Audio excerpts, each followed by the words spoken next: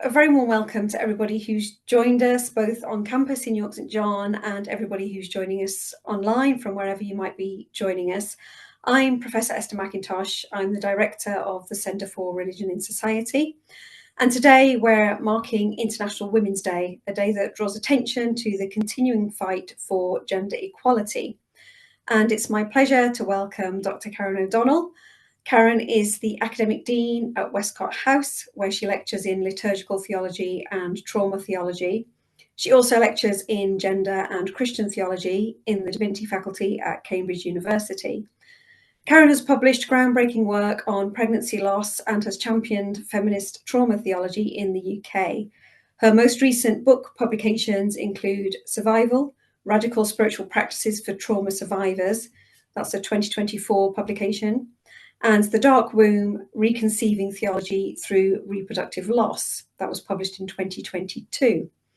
In today's talk, Karen will critique the image of the ideal Christian woman as slender, serene, and fertile, and will offer a body-loving alternative. And after Karen has spoken, there will be time for questions from the audience. If you're online, you can use the Q&A function to type your questions. This session is being recorded, and you can turn on captions with the CC button at the bottom of your screen. So thank you so much, Karen, for joining us today, and I'll hand over to you. You, Esther, thanks both for the invitation and for that really kind introduction. I'm delighted to be here, to be joined by so many folks listening online and on campus. And I'll dive right in. I really look forward to your questions. So, throughout the history of Christianity, I argue this religion has been bad for women's bodies. Christianity has been bad for women's autonomy, women's agency, women's flourishing, and women's flesh. And for centuries, the male body has been associated with the spiritual, the pure, and the divine. So if you want to make spiritual progress, if you want to seek after God, women need to cut their hair and don male clothing like Thicc did when she followed after the Apostle Paul. They need to fast to the extent that their breasts shrink, their periods stop, making them more like men. Women's bodies are leaky, messy, and uncontrollable. They are earthly and material. They are not spiritual and holy. They ooze blood and milk. They are noisy and emotional. They are dangerous and impure. This dichotomy is so well known in feminist theological writing, it's almost laughable as a piece of misogynistic historical nonsense. However, what I want to argue today is that this kind of thinking, as well as being a clear feature of the Christian tradition, is alive and well in the Christian community today. Through an autoethnographic engagement with my own experience as a fat, emotional, and infertile woman in the evangelical Christian church, I'm going to demonstrate that Christianity subtly and not so subtly teaches women to hate and fear their flesh. I'm going to talk about the ways in which exceeding these circumscribed limits of fecundity, affect, and fleshliness are categorized as sinful, but might in fact be radical dispositions. I argue via an encounter with the Shulamite woman in the Song of Songs that a body-loving sensual revolution is necessary in Christianity in order that women might flourish. In the biblical texts, infertility is a curse. Women are supposed to be fertile and they are supposed to produce children. Children, after all, are a gift from God. So what does it say about you if you've not received that gift? The value of a woman at this time is greatly enhanced by the production of a child, preferably a son. We see this clearly in the narrative of Hannah in the Hebrew Bible. An ancient story narrated in the 6th century BC, Hannah's is the most fully rendered account of a barren woman in the Hebrew Bible. Alexandra Kimball writes of Hannah, quote, Hannah's response to her infertility is almost a parody of appropriate feminine submission. She prays silently, she denies herself food and drink, and she submits immediately to the orders of the male priest, who is her only human counsel. It's as if she's trying to redeem her deviance, her failure as a woman, by doubling down on her femininity, emphasizing her submissiveness and obedience to male authority. When God eventually opens her womb, it's partly in response to her prayer, but also to reward her for her feminine virtue. End quote.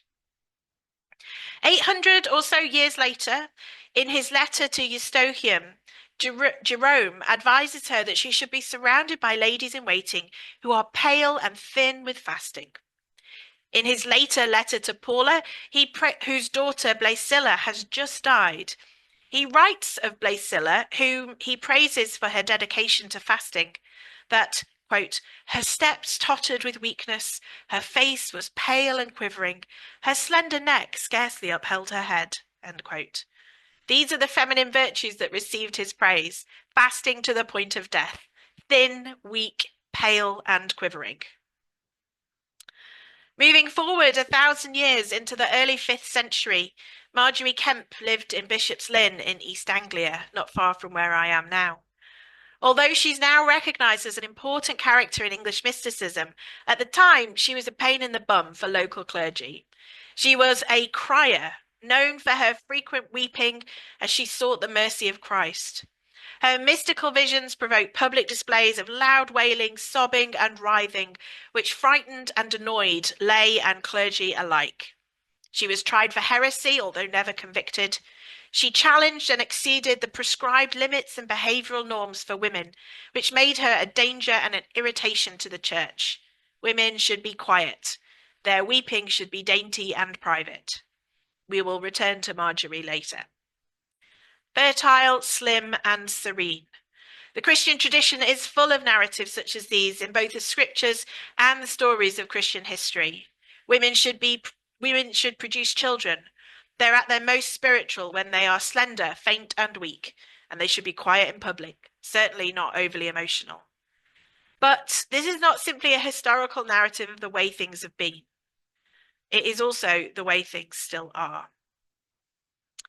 I spent 14 years in a conservative, charismatic evangelical church in the UK. It's over a decade since I left, and I know I'm still unpicking and recovering from the damage my participation in this kind of Christianity has done to my body. I became a Christian and joined this local evangelical church aged 14. Participating in youth groups and summer camps, I quickly learned that my developing female body needed to be covered up. I needed to protect my male friends from my flesh, lest they be tempted to sin. So I covered up and I made sure I never got too bouncy in worship. My body was a problem. My body caused other people to sin, and in doing so became even more sinful itself. During this time, so 2000s and 2010s, diet culture amongst women in the church was everywhere. Fatness was understood implicitly to indicate sinfulness. Various books made the rounds of church women. Free to be Thin told us that being fat was not living in the freedom Christ had given us. As a whole church, we read The Bondage Breaker by Neil Anderson and worked through the Freedom in Christ course, which made it clear that the flesh was evil, being overly emotional was a sin, and being fat was about being in bondage to a spirit of a bad habit that needed casting out of our bodies. My fat body was evidence of my sin. When the time came to get pregnant and produce some babies as well, I guess, my body did not comply.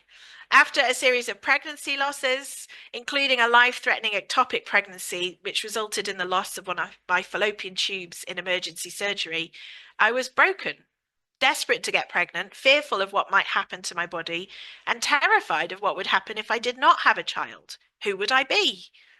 The message from my church was clear. I should keep trying. I must pursue getting pregnant at all costs. I had an older church friend who'd suffered 17 miscarriages in her pursuit of having her 2 children. Infertility wasn't an option, and of course it was me who was expected to fix this problem. I was, understandably, demonstrably emotional after these experiences. I burst into tears a lot. I found attending church very distressing. I was angry and unhappy. I was sad and frustrated. I had never been particularly good at presenting a calm and serene figure of a Christian wife, even before this period of pregnancy losses. I was someone who wore my heart on my sleeve. My now ex-husband had already been chastised to get a better control of me when my emotions were too visible for the men who led our church. These uncontrollable emotions were a sign of my unbalance, my unreliability, my problems.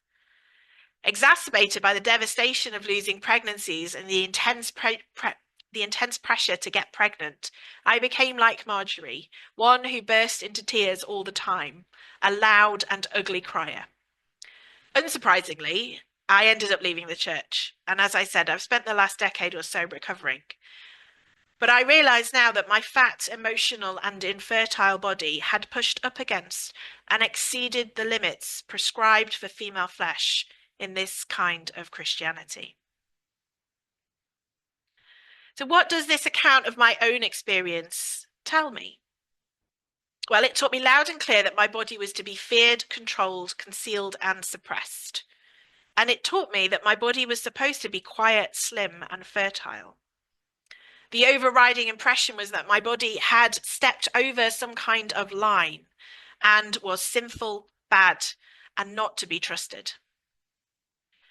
Narratives from throughout the Christian tradition up until the present day teach women that their bodies are problematic, and therefore the things that are experienced through the body cannot be trusted. So let's go back to English mystic Marjorie Kemp as a case in point of this. Her emotional response to an encounter with God is not, so say the men around her, to be trusted. When a new friar arrives in Marjorie's town of Lynn, one who is known to be a good preacher, Marjorie is, she says, happy and glad, and thank God with all her heart that so good a man had come to dwell amongst them. In response to his first sermon, Marjorie, who was already very used to emotional outbursts during the church services, quote, kept herself from crying as long as she could, and then at last she burst out with a great cry and cried amazingly bitterly, end quote. The friar put up with it the first time he preached, but after the second time he said, I wish this woman were out of the church. She is annoying people. Despite the many pleas of Marjorie's friends in the town, the friar would not let her hear his sermons. Some thought she had a devil in her. The friar's attitude strengthened feelings against her. And this went on for years, until the friar eventually read of Mary of, I never know how to say this, Oins, who experienced similar emotional responses during Mass. And then he experienced something similar himself when he read the scriptures. Another quote from Marjorie. He then well believed that the good woman, who is Marjorie, for whom he has previously had little affection, could not constrain her weeping, her sobbing, nor her crying, and that she felt much more abundance of grace than he ever did, beyond comparison. Then he knew well that God gave his grace to whom he would. Great, but Marjorie's explanation, her own voice, is insufficient evidence for this friar that her emotional outbursts are a grace from God. She is an insufficient witness to her own spiritual life.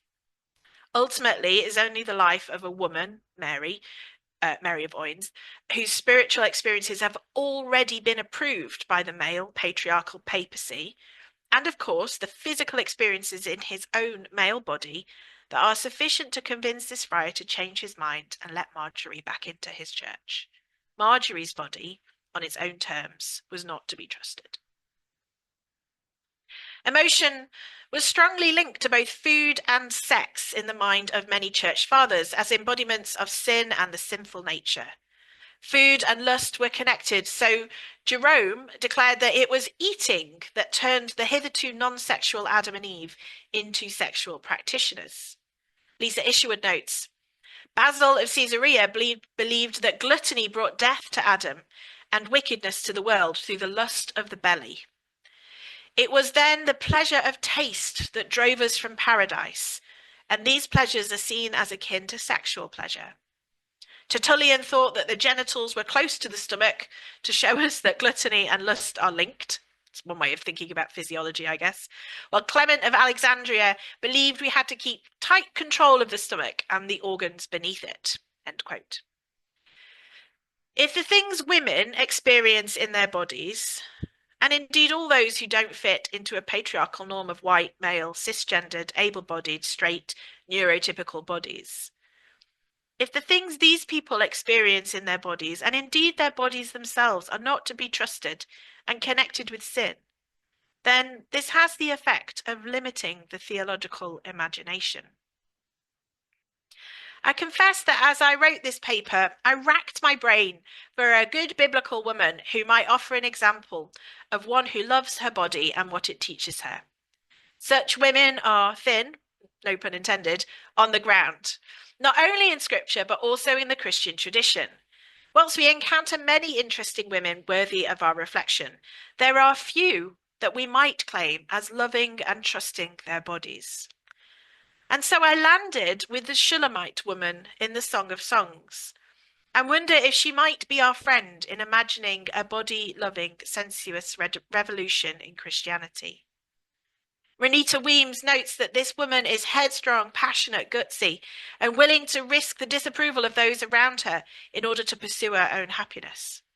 The inclusion of the Song of Songs in the Christian canon gives us space to revisit how we think about women, their bodies, and sex in this unapologetically erotic and sensuous piece of poetry. This poem gives us opportunity to redeem emotion, sex for pleasure rather than procreation, and fatness in the Christian discourse. The redemption of the emotional woman through this text is perhaps obvious. The Shulamite is passionate, dramatic, vociferous in the expression of her thoughts, her friendships, her love, and her desires. There's no reproach in the text. No one tells her to be quiet. No one tells her that her emotions are not to be trusted. Rather, the things she feels are celebrated. After her first lusty speech, in which she desires both kisses and hurrying into the bedchambers, her friends say, "We rejoice and delight in you. We'll praise your love more than wine." There's no silencing here, but rather a group of female friends, sometimes referred to as the Daughters of Jerusalem, that remind one of a noisy bottomless brunch where talk of a lover is celebrated even more than wine. In her other relationships, she is similarly emotional, although this is not always as celebrated. She is, it is easy to forget, a younger sister of brothers as well as a lover. Indeed, immediately after her lush and lusty introduction in the first verses of the text, the Shulamite expresses her annoyance with her brothers. "My sons were angry with me. They made me keeper of the vineyards. They've kind of kept her away, kept her locked somewhere else." The brothers appear again toward the end of the song, and again there's an animosity here. The brothers are hostile towards her, and she is angry. She refuses to be walled up by her brothers, and with remarkable vitality in the face of vulnerability, she persists in flipping their script, the brothers, and affirming her own identity. She says, "My vineyard, my very own, it is for myself." She asserts her own sense of self, and that comes with a deep range of emotions that will not be silenced, tamed, or made appropriate for polite company.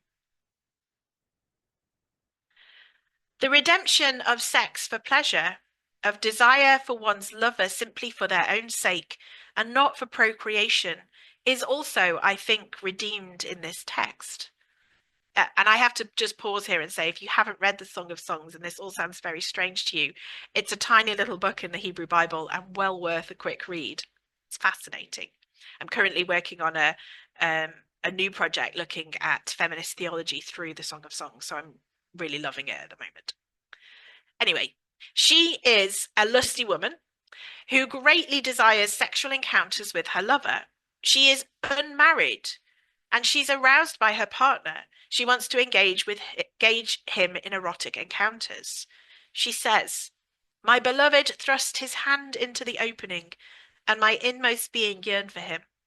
I arose to open to my beloved, my hands dripped with myrrh, my fingers with liquid myrrh." Beautiful poetic language used to describe how aroused her lover had found her. Furthermore, this unmarried woman is not desiring sex so she can become pregnant. Virginia Burrus and Stephen Moore note that the song has been, quote, "stripped of its traditional matrimonial framework and reconstructed as a paean to unmarried love and lust, with no wedding veil in sight and no apparent intent to procreate," end quote. Indeed, it is not sexual acts of procreation that the Shulamite is interested in. She tells her friends that the fruit of her lover is sweet to the taste, referring to oral sex. She says, like an apple tree among the trees of the forest is my beloved among young men. I delight to sit in his shade, and his fruit is sweet to my taste. I will allow you to draw your own interpretation of the allusions there. Chapter 5 of the song offers from both the lover and the beloved references to oral sex and masturbation. Again, things that are less likely, at least, to get you pregnant. The lover tells us that he has come into my garden, my sister, my bride, garden, an oft-used synonym for vagina, and gathered my myrrh with my spice. I have eaten my honeycomb and my honey. I have drunk my wine and my milk. She goes on to say, my beloved thrust his hand through the latch opening. My heart began to pound for him. Her own fingers dripped with myrrh, a reference to pleasuring herself as she waited for him.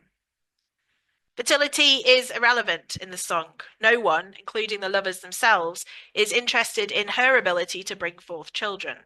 The sex acts that lovers engage in are not procreative.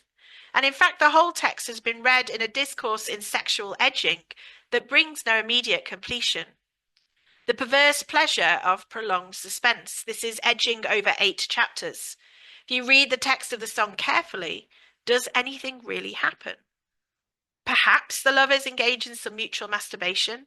Perhaps there is some oral sex, but the orgasm is always just out of reach and the penetration delayed.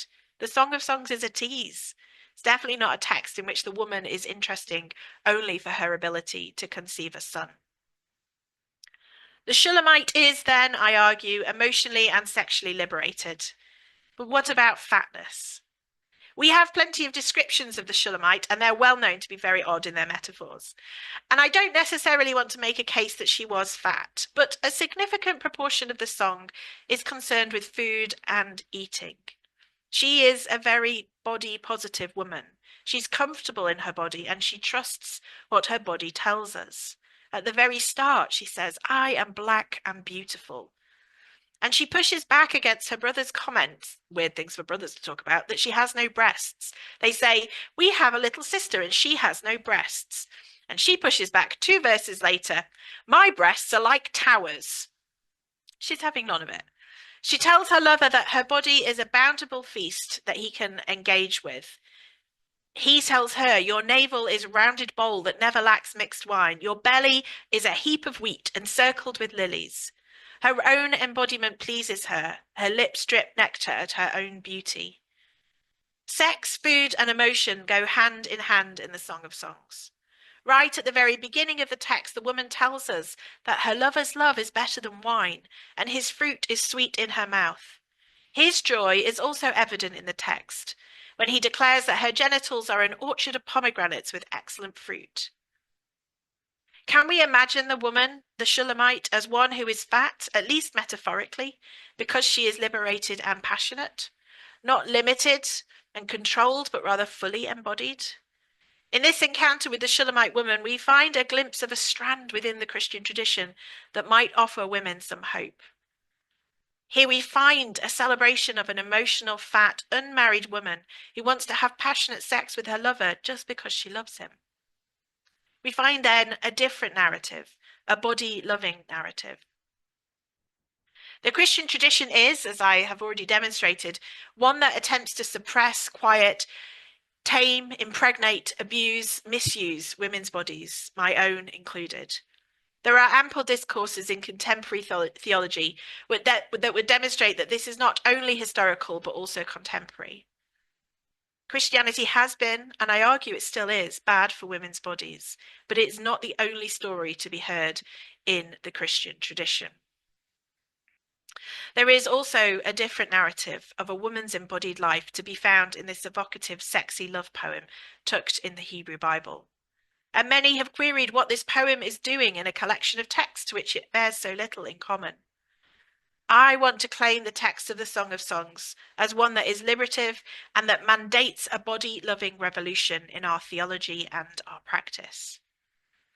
To return to Lisa Isherwood again, she says that the Shulamite woman might be an inspiration for our own embodied incarnational theologies. Isherwood says, she is nameless even though she has a voice. Is she then every woman? Are we to name her in our own desire and erotic becoming? Should the cry of this text, eat, friends, drink, be drunk with love, be central to any Christian body theology? I, Isherwood, would of course like to argue that this woman, and not Eve, who is punished for her appetite, should be the model for Christian womanhood. In fact, Jesus, Isherwood, provides us with an incarnational theology that is erotic, sensuous, and empowering, a theology of embrace and expansion. She notes it is difficult for women to be fully embodied under patriarchy. And it is no surprise then that this it's precisely as the women's movement gains ground in the 1960s and 70s that the diet industry takes off. There is a direct correlation between beauty standards set for women and the desire to control and limit the development of women. So what might this body-loving revolution look like? Isherwood again says, as followers of Jesus, we are sensuous revolutionaries, living our deepest passions and connections in order that our free and full embodiment might sing of an abundant incarnation. It is the sensuous revolutionary Christ who calls to us and is, in a true sense himself, a sensuous hedonist, empowering revolution through the skin and enabling abundant embodied living that is counter to the worst excesses of our genocidal and disconnected world. Isherwood's vision of the incarnation as one in which Christ is a sensuous hedonist, calling us to abundant embodied living, reveals, I think, how impoverished incarnational theologies have been. It is not enough to simply claim that bodies are important just because of the incarnation.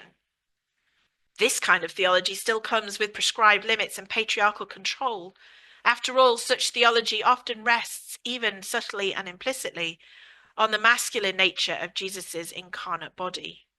More is required.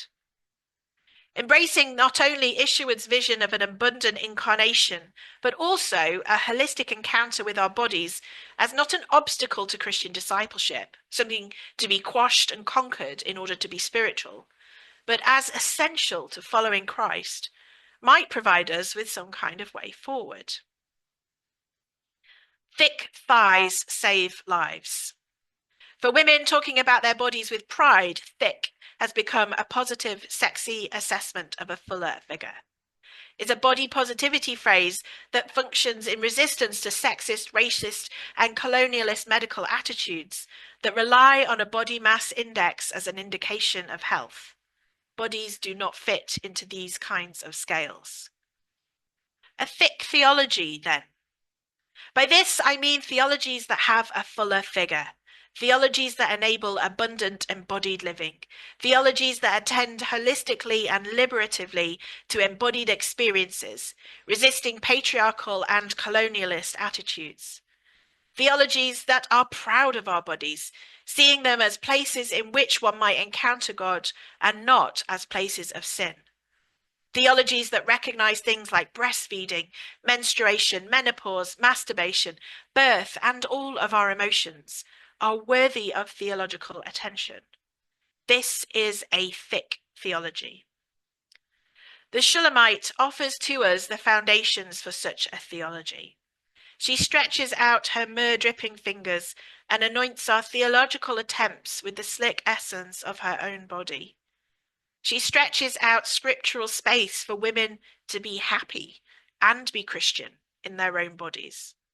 Full of emotions, liberated in her own incarnational fleshliness, and seeking pleasure for the sake of pleasure and intimacy, the Shulamite marks out the landscape of thick theologies with raisins and apples and pomegranates. Like the Shulamite woman in the Song of Songs, we can, I think, learn to embrace the passionate, exuberant, sensuous natures of ourselves as entirely spiritual. Spiritual is not in opposition to fleshly or material, alongside a bigger and more abundant imagining of the incarnation. Rejecting the ways in which corporeal limitations have been inscribed on Christian women's bodies for so many centuries, I argue instead that our theologies need to be fatter, more fleshly, more emotional, more embodied. If thick thighs save lives, maybe thick theologies will do too. Thank you.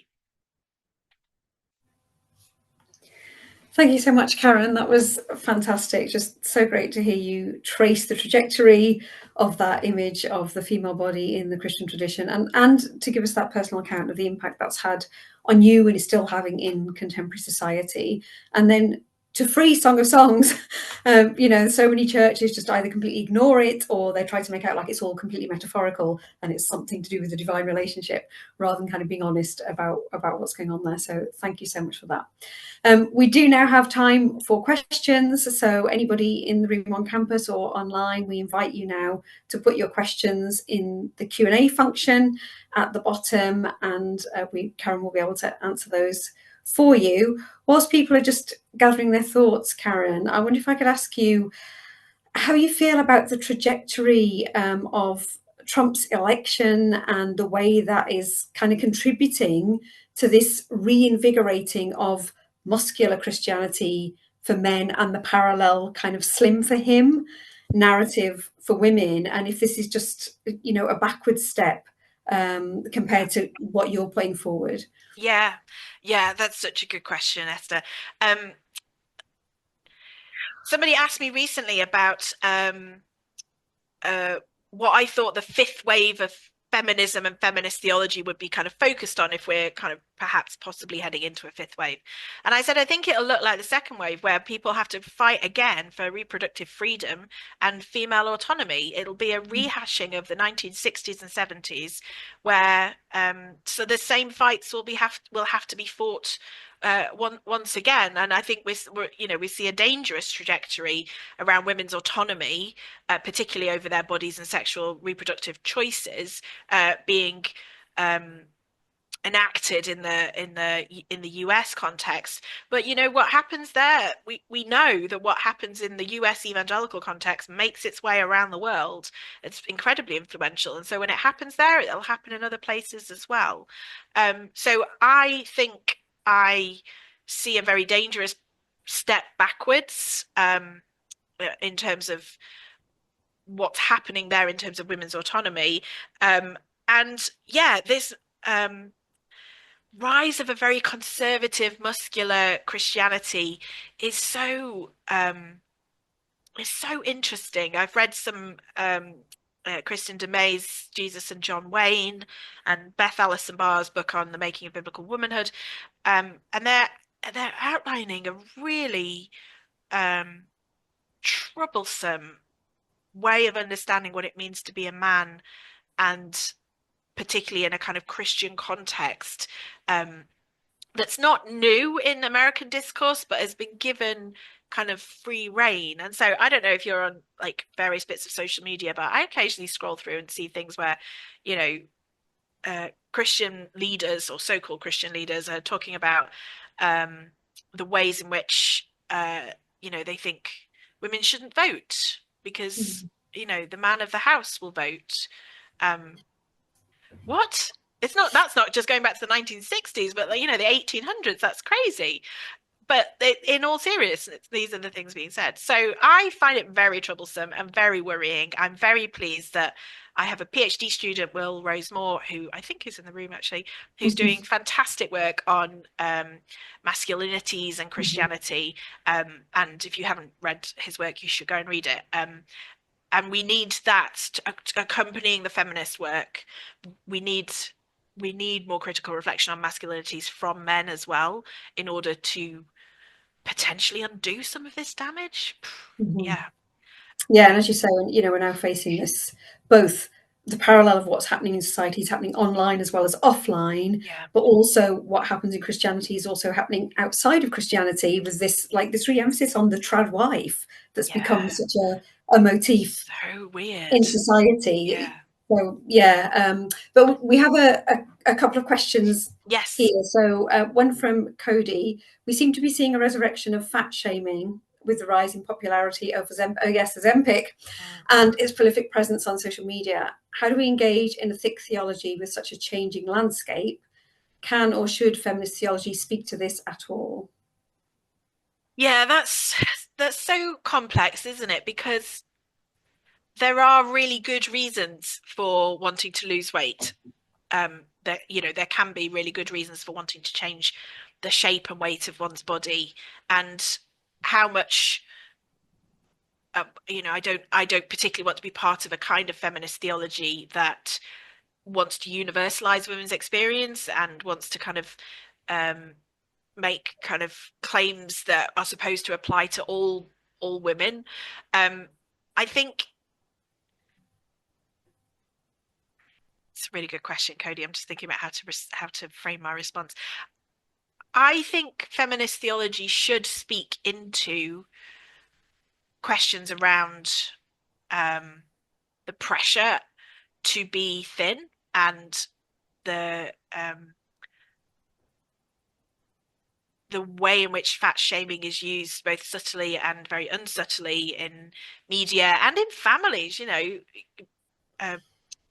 There's a meme on social media about the almond mum who eats 4 almonds, and it like women of a kind of generation before me, but kind of oh, I've had 4 almonds and I'm done, and that there's a lot of kind of generational pressure then.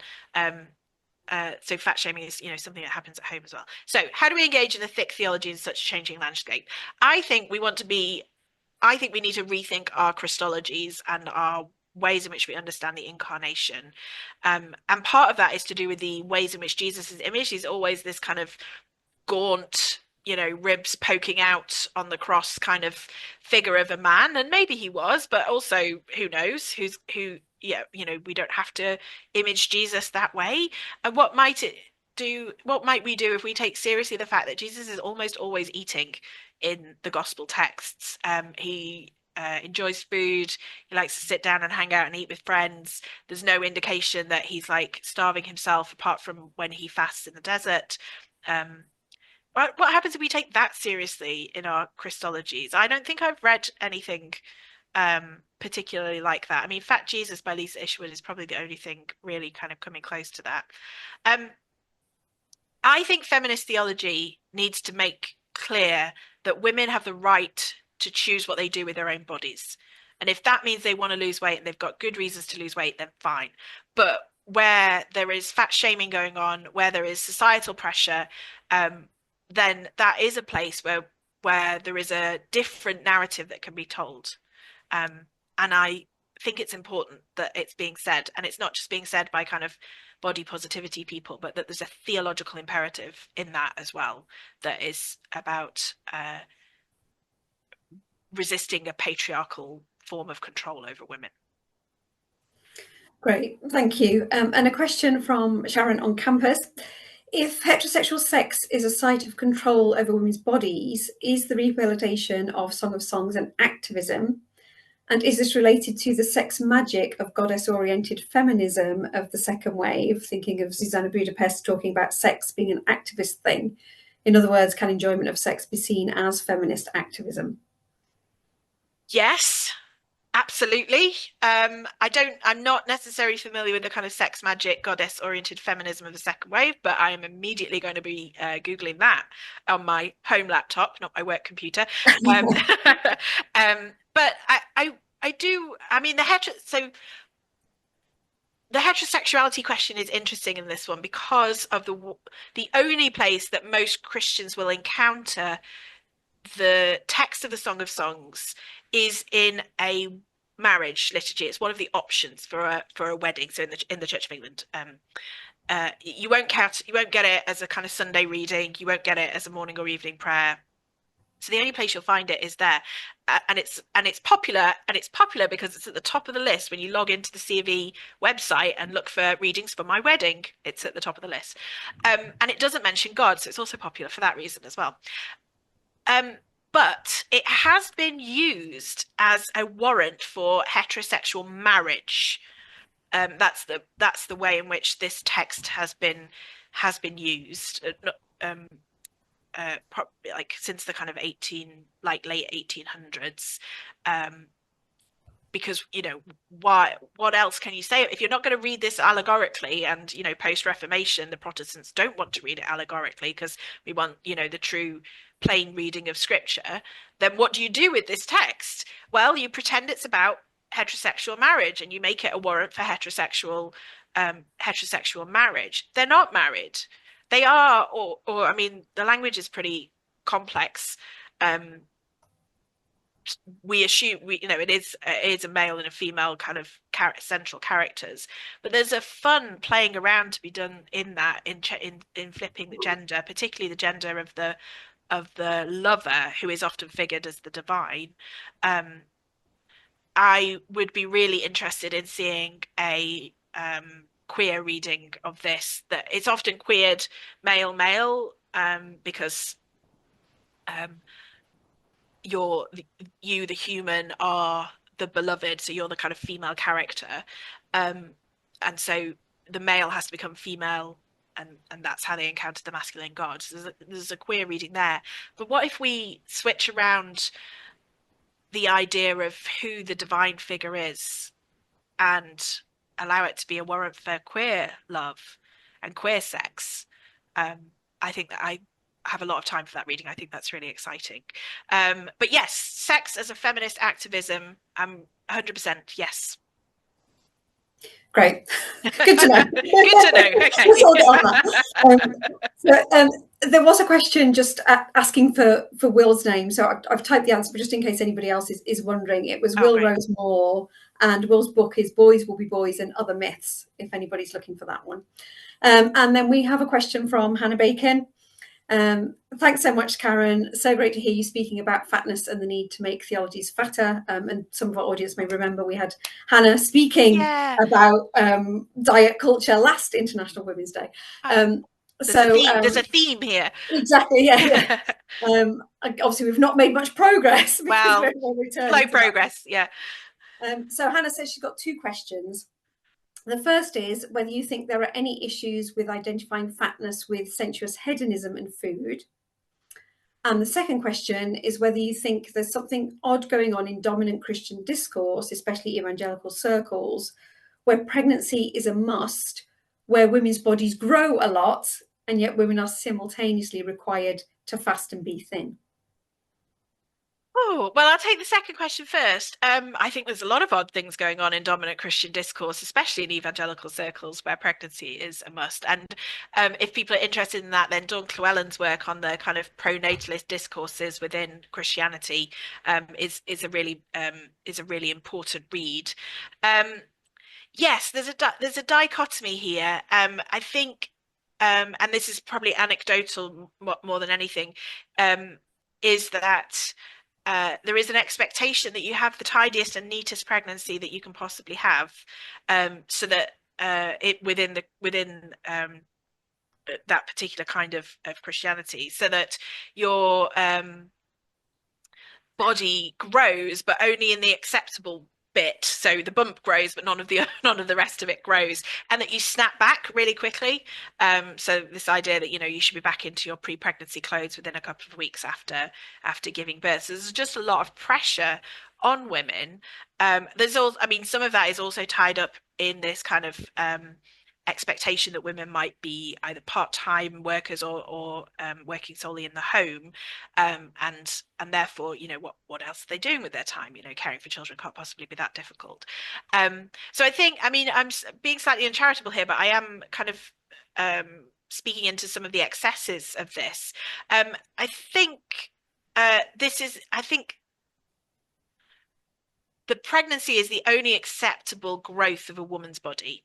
The only acceptable growth, and it's only acceptable because it produces a male child. Tough luck if you have a girl, and it produces and then you are able to snap back into that sense of thinness or slenderness, however you want to kind of define that. I'd love to know what you think, Hannah. Maybe we can catch up and have a chat at some other point. Are there issues in identifying fatness with sensuous hedonism and food? I think there are, and I would take that as a fair critique of my work. You can be sensuously hedonistic and enjoy food and not be fat. You can be fat and not be sensuously hedonistic and overeating in any sense at all. So I think I probably need to be a bit clearer about my idea of a kind of metaphorical fatness, a kind of expansion, richness, and extravagance and abundance, that I'm kind of tying up with some of the ways in which Isherwood understands her image of the fat Jesus, and how I'm talking about theologies as well. So yes, I do think there are issues with that. I think it's probably a really helpful reminder that I probably need to separate those out a little bit more in some of my writing. So yeah, thanks, Hannah. Great. Before we come to the next question, we have got somebody with their hand up. This is Jane, our chaplain on campus. Jane, I think you might be able to unmute yourself and speak now. Do you want to try that? Gosh, Esther, that was a mistake. Oh. I'm so sorry. I'm just listening very, very intently. No problem, no problem. I can lower your hand for you. Okay, in that case, we'll come to our next question, which is from Soph. Do you feel the way different clothing types and fashions are marketed towards women reflect the ideas of acceptable body types? For example, many fast fashion shops will only carry up to a certain size in store, or only manufacture clothing up to a certain size. And how do you respond to this? Yeah, I mean, I think you're exactly right. So I've seen some really interesting research done around fast fashion and the speed at which it's produced, and the um, the way in which then only a certain range of sizes are offered within that, and as a kind of reflection of capitalism, what's the quickest way we can make the most possible money? It's not worth us putting money into making larger sizes because less people will buy them, and therefore we don't make as much money out of them. I think in this you see a really interesting conflation of capitalism, patriarchy, and kind of almost colonial. Like, I'm just thinking about the way in which so much fast fashion is produced in places that were formerly colonies. That you're seeing a really interesting kind of nexus of sinful structures that are producing this particular kind of product. I think what's really interesting is the growth of an online community that is catering. There's lots and lots of places that will sell a wider range of sizes or plus size clothes, but only online. So you do get it, but you only get it in this kind of virtual world, and you end up having to take the kind of risk of trying things and not trying things. So I think it's a reflection of sinful structures. I think it's less about wanting to control certain types of bodies and more about what's the best possible way we can make as much money as possible out of women who we have told this is what you should be wearing for the next month or so. So there's something very problematic going on there, and women's bodies are kind of victims of it, but I'm not sure that that's, or maybe it is kind of wrapped up in kind of patriarchal kind of ways of thinking about how we can control women's bodies and what the acceptable kinds of bodies are within that. Yeah, maybe. Could I ask you a related question about the Christian attitude towards makeup? So on the one hand, there's this limit in the fashion industry in terms of what size clothes you can buy, but an absolute plethora of other products you can buy that just continually emphasize women's insecurities about their body that come from a patriarchal society and also from Christianity. So you can buy a whole vast array of makeup products to try and change the way your face looks. Yeah. But the Christian church is quite anti-makeup in some of its traditions. Mm-hmm. So how does that play out, do you think? Well, I suppose it's super interesting in that you mentioned that kind of tradwife movement earlier on in the in our conversation. And what's interesting is that tradwives are often beautifully made up, expertly coiffed, as if that's how women sit around all day at home with 3 children under 5, and they're, making everything from scratch in a farmyard. There is, I think, an emphasis on what's kind of seen as a natural form of beauty, that is okay to highlight with makeup, but only in I'm sorry, my brain is all full of social media, but there's a a meme of a woman who's wearing beautiful makeup, looks really natural, and the guy next to her is saying, like, she's so beautiful because she doesn't wear any makeup. Part of it is that actually often guys are really rubbish at recognizing when women are wearing makeup. And we should assume that kind of masculine church leaders are similarly rubbish at that. There's also a kind of unwritten rule that after the age of like 50, you choose either your body or your face. So if you can't be thin, then at least you can be youthful looking, and or if you're going to be thin and in your body, then you kind of perhaps don't make as much effort with your face, do one or the other, which I find really fascinating. I honestly don't know, really. I haven't done any research into makeup and skincare stuff particularly. I'm a huge fan of makeup and skincare, and I am a sucker for buying a lot of it. And I'm conscious of when I'm doing that, I'm conscious of the ways in which I'm just leaning into what I've been told is incorrect about my face and how it might be fixed, and how the next thing I buy might be the thing that fixes it. And I assume that some of the same narratives that are going on around fat shaming and diet culture and how we think about bodies as well.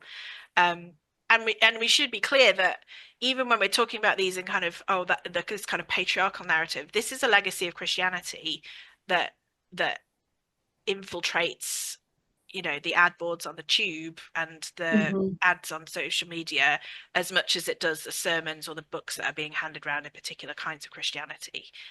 We shouldn't underestimate the extent to which patriarchal culture that we live in now is influenced by, shaped by, produced by Christianity.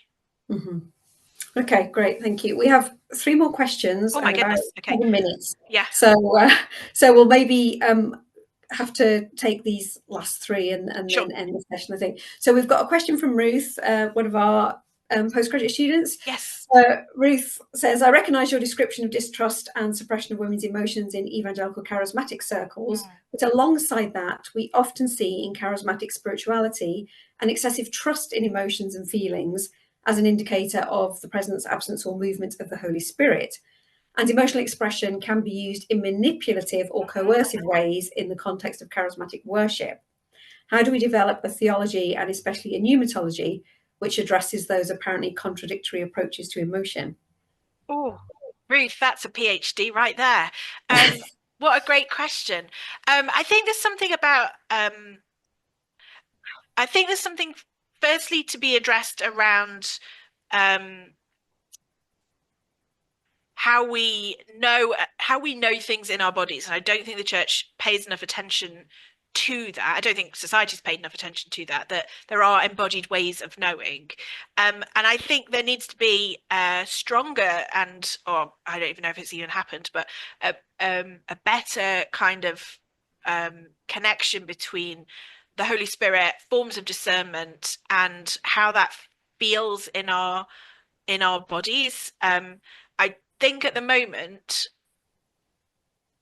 Christian theology is only just starting to pay attention to affect, to emotions, as places that we might do theological work. And so I think we need a lot more of that. But I think what you're talking about here is also wrapped up in discernment, which is again about trusting our bodies. How do we trust that this kind of charismatic worship I'm engaged in feels right? And I think that's, again, trusting the body, but also recognizing a kind of my